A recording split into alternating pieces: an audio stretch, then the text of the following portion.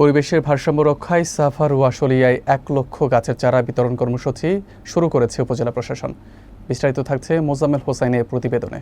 এই বৃহৎ উদ্যোগের অংশ হিসেবে শুক্রবার সাভারে তেঁতুলছড়া, ভাকুরতা ও আশুলিয়ার পাথালিয়া ইউনিয়নে কয়েক হাজার মানুষের মাঝে ফলজ ও বনজ গাছের চারা বিতরণ করা হয়। চারা বিতরণ কার্যক্রমে উপস্থিত থেকে উদ্বোধন করেন সাভার উপজেলা নির্বাহী কর্মকর্তা আবু বকর সিদ্দিক। তিনি বলেন, পরিবেশ রক্ষা এবং ভবিষ্যৎ প্রজন্মের জন্য একটি বাসযোগ্য পৃথিবী রেখে যেতে হলে এখনই ব্যাপক হারে বৃক্ষরোপণ করতে হবে। তিনি স্থানীয়দের রাস্তার পাশে, বাসাবাড়ির আঙিনায় এবং ভবনের ছাদেও গাছ লাগানোর আহ্বান জানান। উল্লেখ্য, সাভার উপজেলার প্রতিটি ইউনিয়নে ধাপে ধাপে এই কর্মসূচি বাস্তবায়ন করা হবে। এতে ফলজ, বনজ ও ভেষজ সহ নানা প্রজাতির গাছের চারা বিতরণ করা হচ্ছে। স্থানীয়দের স্বতঃস্ফূর্ত অংশগ্রহণে এই উদ্যোগ পরিবেশ বান্ধব ও সচেতন নাগরিক সমাজ গঠনের একটি অনন্য দৃষ্টান্ত হয়ে উঠছে।